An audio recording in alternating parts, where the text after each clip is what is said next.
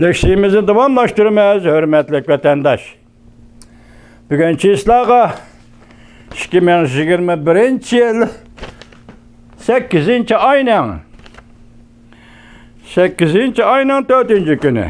Endiki mavzamında vatandaşım. Beijing'in Tayvan'a tehdit selişi. Halkara cemiyeti güçlük inkas qozgıdı. Bu növbette kim özünün putuğa, özü paltı çaptı? Mavzula xabar 8. ayının 3. günü Amerika avazından Xitay tili programı ilan qılındı. Xabar mundaq başlandı.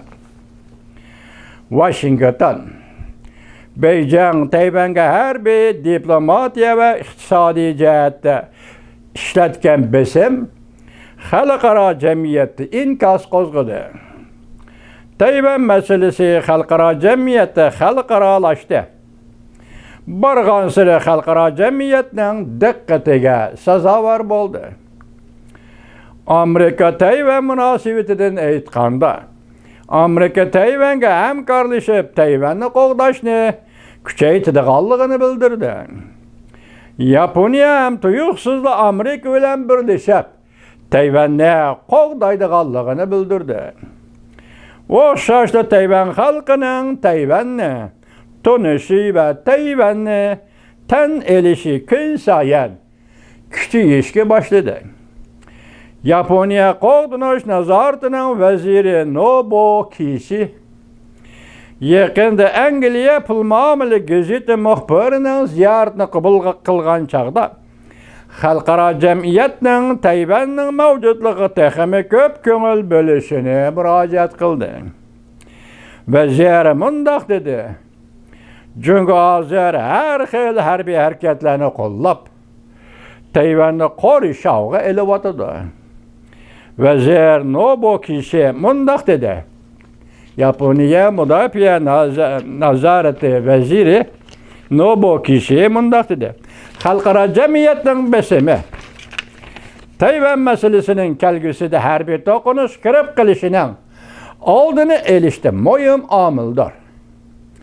Yaponiya qo'g'dinish nazoratining vaziri Nobuo Kishi Yevropadagi cho'ng davlatlarga murojaat qilib, Tayvan masalasida va Hind-Tinch okean muqimligi masalasida texmi zo'r rol o'ynashini talab qildi. Qo'g'dinish nazorati vaziri Nobuo Kishi yana mundaq ko'rsatdi: Yaponiya hukumati Angliya Elizabet belgilik avtomatika zarbadarlar guruhining Janubiy Jungo dengiz yuzi orqali Yaponiyaga kelishini qarshi oladiganligini bildirdi. Tayvan yaqindan beri Tayvan masalasiga borg'ansiri diqqat qilishga boshladi.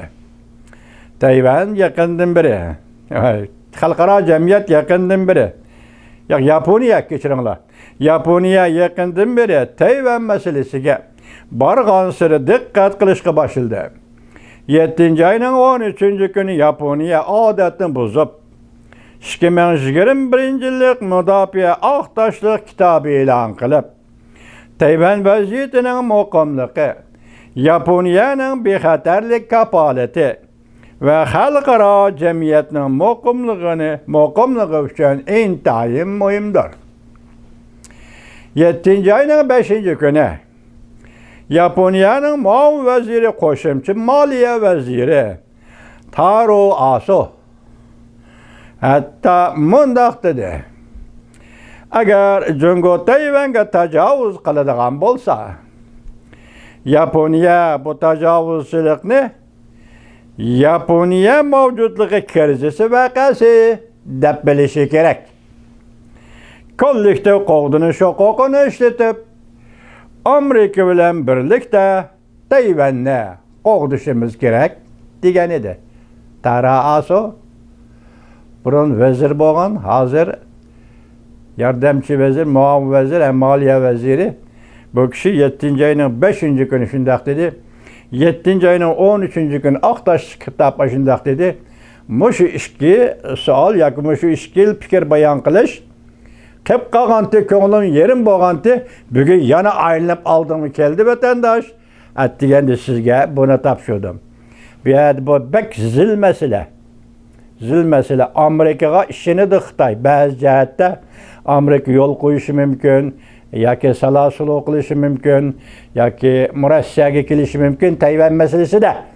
Mesela tarixda 3 parça hüccet ilan qilgandek. Şu noktada Xitay yanıla Amerika işinip durdu. Lekin Xitay Yaponiyaga hergiz işenmeydi.